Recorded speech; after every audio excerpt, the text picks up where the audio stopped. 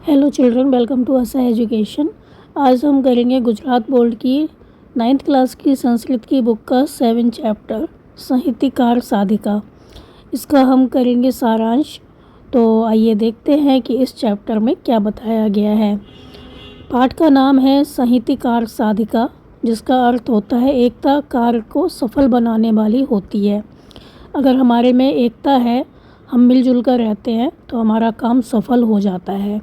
पाठ के लेखक हैं पंडित नारायण और ये कहानी ली गई है हितोपदेश ग्रंथ से और यह ग्रंथ लगभग 19वीं शताब्दी में लिखा गया था।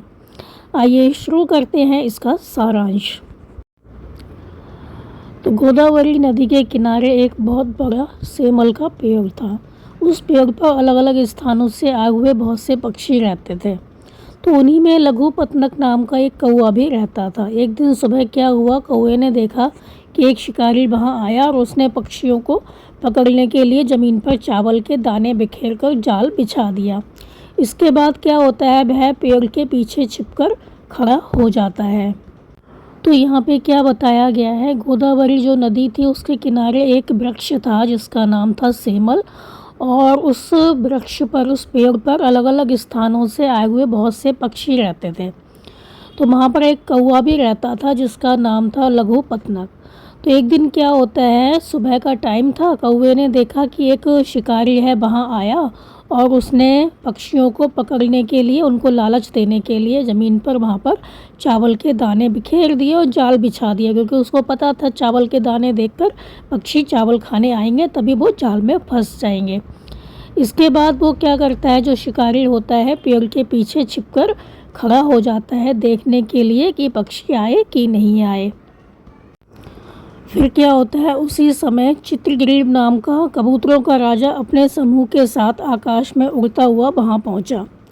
तो ज़मीन पर चावल के दाने देखकर कबूतरों को लोभ आ गया, लालच आ गया और वो नीचे उतरने लगे। तब कबूतरों के राजा चित्रग्रीव ने उनको समझाया कि इस सुनसान जंगल में चावल के दाने होना संदेह की बात है। यह कोई जाल भी हो सकता है, इसलिए बिना सोचे समझे कोई काम नहीं करना चाहिए। फिर क्या होता है, उस समय उसी टाइम क्या होता है, चित्रग्रीव नाम का कबूतरों का राजा होता है, वो अपने समूह के साथ वहाँ पर उड़ता हुआ पहुँचता है। तो ज़मीन पर जब वो चावल के दाने देखता है तो उसको कुछ संदेह होता है, शक होता है कि यहाँ पर जंगल में चावल के दाने कहाँ से आ जाएंगे। तो वो अपने जो समूह के लोग होते हैं उनको समझाता है कि ये कोई किसी की चाल हो सकती है, किसी ने हमें फंसाने के लिए यहाँ पर जाल बिछाया हो। तो उसको इस बात पर संदेह होता है कि जंगल में चावल के दाने कहाँ से आए। तो उसको ये शक होता है कि ज़रूर किसी की ये चाल है हमें फंसाने के लिए। तो जो कबूतर थे उनको तो लालच आ गया चावल खाने का, तो उन्होंने क्या किया, अपने राजा की बात नहीं मानी और दाना खाने के लिए नीचे उतर गए। तो जैसे ही वो दाना खाने लगे सभी जाल में फंस गए। तब जो चित्रग्रीव था उनने सभी कबूतरों से कहा कि यदि वे एक साथ मिलकर उड़ेंगे तो जाल को भी साथ लेकर उड़ सकते हैं। तो सभी कबूतरों ने एक साथ उड़ान भरी और जाल सहित उड़ गए। वे अपने मित्र हिरण्यक नामक जो चूहा था उसके पास पहुँचे। चूहे ने क्या किया, अपने तेज दांतों से जाल को काट दिया और सभी कबूतरों को आज़ाद कर दिया, मुक्त कर दिया। इस प्रकार एकता और सहयोग के कारण वो संकट से बच गए। तो यहाँ पे क्या बताया गया कि जो कबूतर थे उनको लालच आ गया, वो दाना खाने के लिए, चावल खाने के लिए नीचे उतर आए। उन्होंने अपने राजा चित्रग्रीव की बात नहीं मानी। तो उनको बहुत लालच था कि उनको अब खाना खाने को मिलेगा। लेकिन क्या होता है, जैसे वो नीचे उतरते हैं दाना खाने के लिए तो वो जाल में फंस जाते हैं सारे कबूतर। तो जो चित्रग्रीव होता है वो एक तरकीब लगाता है। वो अपने इन साथियों से कहता है कि अगर तुम एक साथ जो जाल है उसको लेकर उड़ोगे तो तुम इस जाल को लेकर उड़ सकते हो।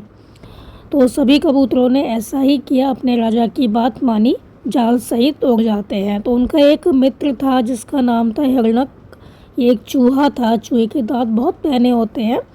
तो ये उसके पास जाते हैं और जो चूहा होता है वो जाल काट देता है। तो इस प्रकार सभी लोग एक साथ मिलकर काम करते हैं, जाल लेकर उड़ते हैं और चूहे के पास पहुंचते हैं और उनको आज़ादी मिल जाती है। इस प्रकार क्या कहते हैं कि एकता और सहयोग से काम बन जाते हैं, एकता में ही शक्ति होती है।